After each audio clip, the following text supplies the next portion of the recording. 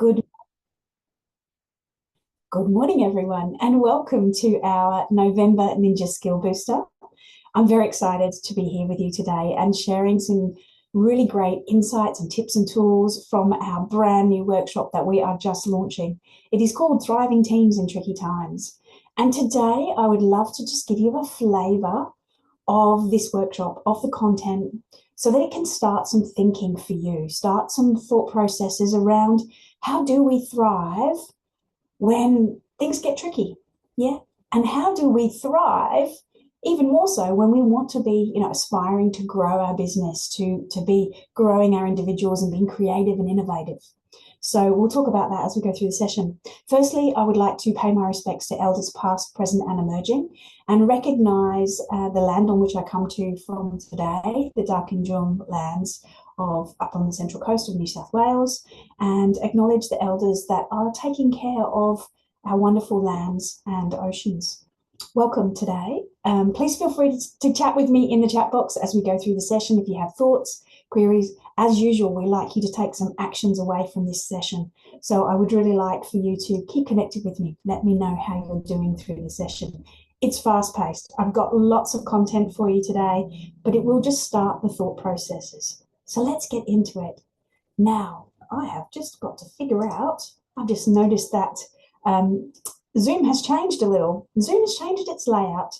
So I've got my slide share details now. I can actually move my slides forward, which is good.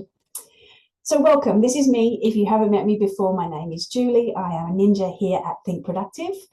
We are a global organisation running lots of productivity workshops, leadership skills workshops, and really helping to create this balance around, doing great work, but also taking care of ourselves and our people. And we're really passionate about this. So please keep in touch.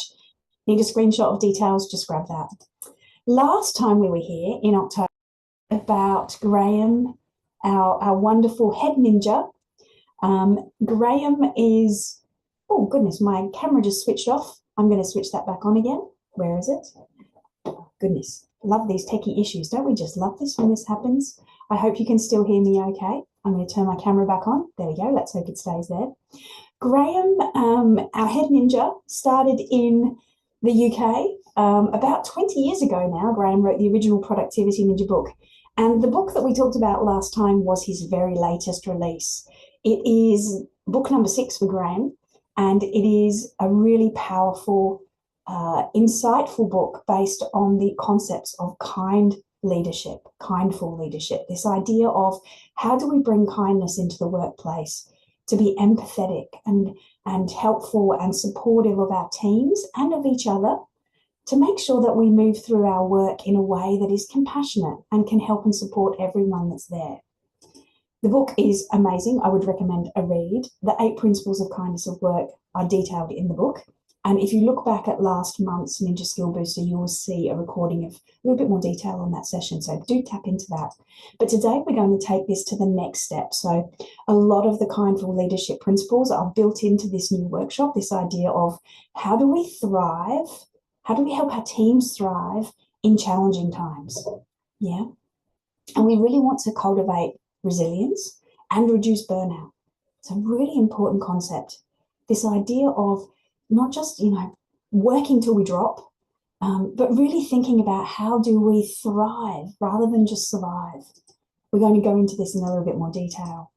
In the full workshop, which is a 3-hour workshop, we cover each of these 6 sections. So I'm going to give you just a flavor today of each of these areas and get you thinking about the concepts, because this is a way of, generating some movement already in how we might be thinking about our leadership style. So we'll talk a little bit about definitions, why thriving is important rather than, as I say, just surviving. How do we cultivate clarity? Some of the key areas that we know help us when we're looking to thrive is we need clarity, and we need to cultivate that in our team. We need to cultivate resilience. That's a really tricky one. How do we cultivate trust? And how do we cultivate growth? We want to do more than survive. We actually want to be growing and creating and innovating. So all of these concepts are really important when we think about the concept of thriving, especially when times get tricky. So let's dig into it. Let's dig into a little bit more of the detail. First up, a definition. What do we mean by thrive? What is thriving? Well, if we look at the verb thrive, it means to prosper, to grow, to develop, to flourish strongly, vigorously, with vitality and energy. And that's really interesting, isn't it? If we think about that particular definition in context of our organization, our business, how do you think you're doing at the moment? I would love to know, maybe on a scale of 1 to 10, how much do we feel we're thriving? Pop in the chat box, let me know. Are we thriving or are we just surviving right now? Okay, we've got some nice numbers there. That's great. Yeah. So around the 5s and 6s for lots of you. Kind of on the border of thriving and maybe getting there. Okay, that's good to see. I would be very concerned if most of us were putting 2s and 3s in there. You know, we're just surviving, we're not really thriving. Think about the opposite of this. If we are not thriving, we could be languishing, we could be declining or stagnating or depleting. And we definitely don't want to be in that zone. Yeah. So we want to encourage you to think about, how do we thrive? Where are we at right now?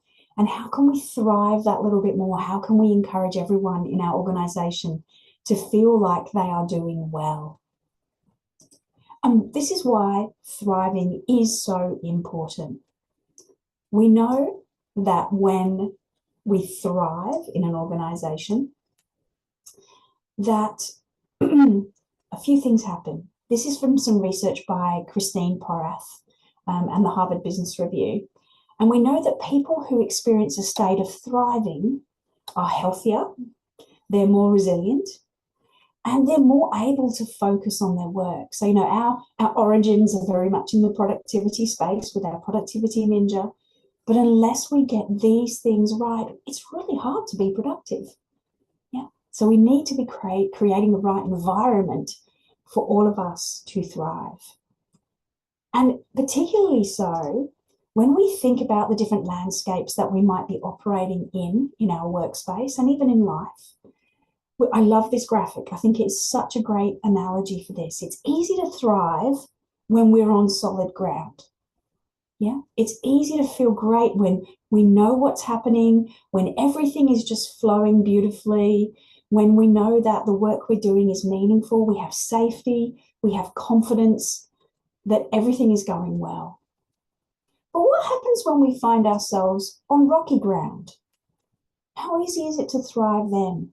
When we find ourselves in a space where we might have curveballs thrown at us, when mistakes happen, mishaps, when it gets difficult. How do we feel about our level of safety then, our psychological safety? Are we resilient enough to withstand those kind of bumps in the road? And what about when we move into uncharted waters? How do we navigate uncertainty out here? When there is no solid ground, when we don't know exactly where we're going, when the direction may not be clear, when the vision and values may not be clear. How do we operate? How do we thrive when we are in this space of sometimes pretty much chaos, when we have very little ability to influence what's there? Now, the same team might need different things to thrive when they're in different landscapes. And we might, in some of our role, feel very much we're in solid ground, and other areas are a bit more rocky and others might be uncharted. But if we have a strong sense of psychological safety and support, then it's much easier to navigate those uncharted waters or even the rocky grounds. So we want to be thinking about this, thinking about where are we at right now? And, you know, the ability to move forward and be innovative and creative doesn't come from staying just on solid ground. We'll talk about that a little bit as we talk about growth in a bit. But yeah, really thinking this through. Where are we at right now? You know, for the main part, whereabouts do we sit? And how do we move forward from here? And what happens when we do make mistakes? What happens when something goes wrong? How do we feel about this? And how does this impact our psychological safety? I want to tell you a little story here.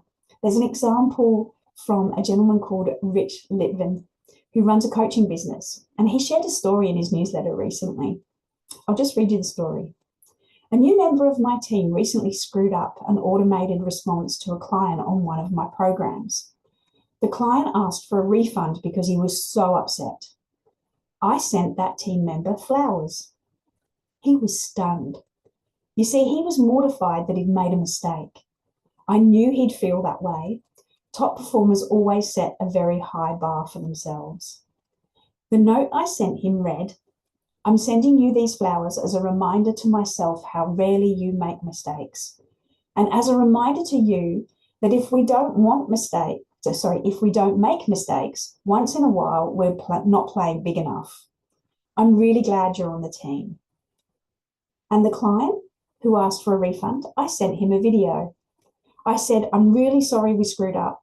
I said, we will immediately refund your money. And I told them that my company would pay the fee for him to join the program if he would still like to be a member. He replied, thank you so much. It was never a money issue. It was about the process. Your video and your great offer convinced me. So please don't send a refund. No need for that. I'm back in. What an interesting way to handle a mistake. Sending flowers, offering the client for free to take on the service. And I just want to pause for a moment and get you to think about, it's a beautiful story, isn't it, Lisa? Yeah, I just want to get you to think about what is our culture around making mistakes? This is often a really strong indicator of the way people feel in an organization. How do we feel when we make mistakes? Are we in the danger zone? Are we feeling that, I can't possibly make a mistake and I'm going to be fearful of doing that all the time? Are they silent but deadly? This idea of mistakes that we just know no one's going to tell us about it and it's just going to hit us. Yeah. Are they just road bumps? Do we see this as a positive way of moving forward and learning? Or are they a have some flowers experience? We all feel that we can embrace the learnings and the lessons that we get from these mistakes or these things that go wrong, and we can move forward. Obviously, in the full workshop, we spent a bit of time talking about this, figuring out what our culture looks like. It's a really important one, because if we have a poor culture around making mistakes and what happens when things go wrong, we can be coming from a place of fear. And I love this concept of, let's turn fear into curiosity. Can we shift things so that rather than being fearful of making mistakes, we can have an approach of curiosity that says, wow, that was interesting. Why did that go wrong? What can we learn from that? How do we move forward rather than the standing frozen going, oh my goodness, I've got to admit I made a mistake. So let's think about that together. How do we handle mistakes? How do we move this forward? Because often, I love this again, this is a wonderful concept. The idea of a wrong turn is right where the magic is sometimes. It's right where we need to be to get those learnings, and maybe new, interesting, exciting things can happen. Companies like 3M, the sticky note was actually created by accident. I've got my sticky notes here. Sticky notes were created by accident because somebody was trying to develop a really strong glue, and they actually created a glue that could be used over and over again. Fascinating. The magic comes from this space of wrong turns. And I love this quote by Eleanor Roosevelt. Learn from the mistakes of others because you can't live long enough to make them all yourself. Yeah. When we all learn and grow together, this creates a beautiful space for us to move our businesses forward. And I just want to pause and get you to think about this. Maybe pop something in the chat box if you would like to. What practices will help you to cultivate a healthy culture of resilience towards mistakes, and maybe those down times or those, the times when things aren't going so well? What could we do? I'd love to know your thoughts. What could we do to make things a little better when we're thinking about this culture of error and mistakes, creating resilience? Just going to pause and see what comments we get in the chat box. Reflective practice. Yeah, Beck, great one. actually spending time at the end of projects, even doing things like a check-in, a bit of a retro, they call it, in the space of agile working, doing a retrospective. What worked really well here? What can we celebrate? What didn't go so well? What lessons can we learn? Yeah. Encourage the attempt, Daniel. Yes. Yeah, I'm so proud of you. You tried that. You tried to fix it, or, what did we learn from this? Yeah. Fantastic. Model curiosity. Yes, modeling is amazing, Ruth. We need to, as leaders, model all of these behaviors and showing that we are, sometimes we make mistakes too as leaders. One, love it. Sharing stories on how we improved because we learned from our mistakes. Fantastic. Yeah. Frequent check-ins and open discussions. Thank you, Sion. Jane, pivot from the negative and look to see what we can view as positive. Yeah, what can I learn here? Beautiful. Thanks, Lavina and Juan. Better to have, how's that one? It's just jumped for me. We have a better to have tried and failed than not to have tried at all motto. Beautiful. I love that. And that's at the wonderful organization I work with. Yes, beautiful.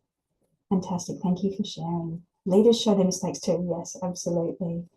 Wonderful. Thank you so much for reflecting on that. I hope that might just spark some thinking, maybe some conversations when you get back into your group sessions today with your team. Now, I also want to talk about one of the other key components of the workshop is trust. And as an organization, one of our founding values and principles is trust and kindness are our rocket fuel.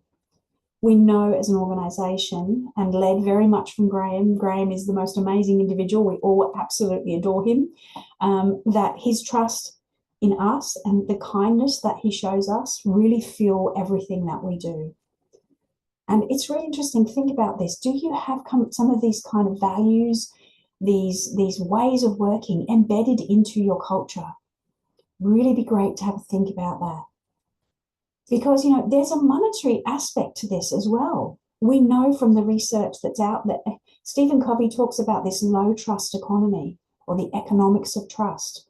If we have low trust, it impacts the speed at which our organization can move, and it costs us money. And likewise, the reverse is absolutely true and shows in the research that's been provided. When trust goes up, we can speed our organization and costs go down. So how do we cultivate trust? I'm going to give you a couple of just thoughts here, and this comes a lot from Graham's new book, The Kind Book. We need to practice kindness. We need to get better at it. And this comes from this idea of, again, the gift of psychological safety, to build all of these things together. When we are thinking about kindness and empathy, there is a really beautiful cycle here. When we are kind, we become more empathetic. When we are empathetic, we get more kind. And when we practice these things, the result is that we start to build trust. This is really important, this little cycle, thinking about, can I create an environment of kindness that will allow us to move our organization to a more trustful place? In the kind stuff that we are doing, and we're going to be rolling out over time, there are lots of little kind challenges that we can set to practice this. Watch the space. We'll be doing some more of those as we move forward. And this is why we need this little loop to happen, why we need kindness and empathy, why we need to build trust. Once we have this sense of connectedness, of psychological safety for ourselves and our teams, all of these other magic things happen. We get happiness, we get creativity, we get critical thinking, we get engagement, productivity. We can retain staff more easily. We have innovation and well-being as consequences, and we have high-performing teams. This is really important to think about. This is not just a nice to have. This is the future of business. This is how we create organizations that flourish, that thrive in every respect, not just hitting that bottom line number. Yeah. And the bottom line will be there if we get this stuff right. So do think about this. And I love this phrase, is one that we just absolutely are passionate about. And Graham again embodies this, is people first, work second, always. The important word in that sentence, if you haven't heard me mention this one before, is always. That is the key. It is so critical that we spend time thinking about our people, because that creates then the opportunity for the organization to do really, really well. Now, I do want to just pause and just get you to reflect on this. There is a difference between nice and kind. Okay, we're not talking about being nice here. We're talking about kindness. Because often we go, well, how much profit am I going to make from being nice to people? That's some of the stuff that we hear, but it's very short-sighted thinking. Nice is not telling the truth in case it hurts someone's feelings, whereas kind is telling the truth in a way that is right for that person. Yeah, that person needs to hear the truth. It's a dirty yes, the begrudging kind of yes, rather than respectfully disagreeing and saying no. It's going along just to get along, just to make life easier, rather than, taking this approach that kind people still stand for things, but they value and respect other people and their opinions. Just going to pause on that and let you think about that one. Do we want to be nice, or do we want to be kind? We go into this obviously in lots more detail in the workshop. I'm so excited. I'm running one of these very soon, so I'm excited about that. I also just wanted to mention that once we start to get to this kind space, once we get to this space of psychological safety, we can start to do things a little differently, and we can create new things. We can be innovative. We can see growth in our organization, in our people. We can move forward. And this quote is a great one. I just do a quick snapshot from the workshop again. Nothing creative happens in the comfort zone. So you think about the solid ground we just talked about. Yeah, that's not a place usually that growth comes from. So once we've built our psychological safety, once we've started to create this environment of trust, collaboration, empathy, and kindness, we can really start to change the ball game, and we can start to be more innovative. And we'll feel comfortable to step out of that comfort zone. And if you needed any more convincing that this is a new way of leading, this quote from Brené Brown is brilliant. Leaders must either invest a reasonable amount of time attending to fears and feelings, or squander an unreasonable amount of time trying to manage ineffective and unproductive behaviour. Hear, hear, I say to that. So let's think about, where do we shift our lens to? Where are we going to get our growth from? Where are we going to get, teams that are excited and passionate about our organisation? It's not from really focusing in on the bottom line numbers. Lovely. Thank you so much for the comments in the chat box. Yes, nice is self-protective attitude, definitely. Not really about others. Yep. And yeah, such an important distinction, Heather. It certainly is. And a great quote, yes, you can't win if you're afraid to lose, Daniel. I love that. Yes, I think I might steal that one and pop that in my slide deck. Thank you. That's beautiful. So we are almost out of time. Can you believe 30 minutes goes so fast? But I'm going to just I'm going to pause just for a second and ask you these two questions. It's from Bon Jovi. Love it. Thank you, Daniel. I'll quote Bon Jovi on that one. Excellent. So just a couple of minutes, personal reflection time for you to sit and think. What excites you about what we've shared today? What will you do as a result of our chat today? So I'd love to just get some thoughts in the chat box. Feel free, if you don't feel like sharing, that is also perfectly fine. But I just want to give you the opportunity to think that through. Thank you, Marilyn. Yes. Practice kindness over niceness. Yeah. Action. Start changing from nice to kind. Yes, that resonated, huh? Yeah. And the truth is, in a way that is kind. Yes, telling the truth is kind. Beautiful. So I'm excited to share this with your team and apply this in day-to-day actions. Yeah, beautiful. Think of ways to be kind. Yeah, not lose sight of kindness even when others do not reciprocate. No, that's a really important one, isn't it? Well, if you're not kind to me, I won't be kind to you. There's some wonderful stuff, again, in the book that talks about this idea of us being the catalysts for kindness and getting out there. Yeah, the flower story was really good, Lisa, wasn't it too? Yes. Thank you so much. I love all of those comments. And a true yes is only possible when no is a genuine possibility. Love it, Donna. That is great. Yes. Leaders will get the best out of their people by being kind and supportive. Absolutely.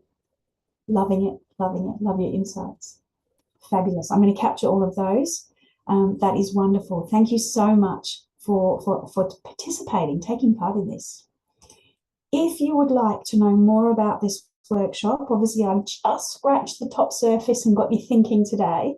We are running a public workshop of this session on the 4th of December. It's a 3-hour session, around 20 people max.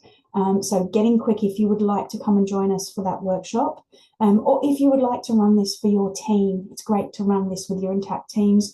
Please get in touch. We would love to help you with that. I'm here to chat. If you would love to chat a little bit, then please feel free to stay on the line. I'm just going to stop the recording. Let me just stop the recording there.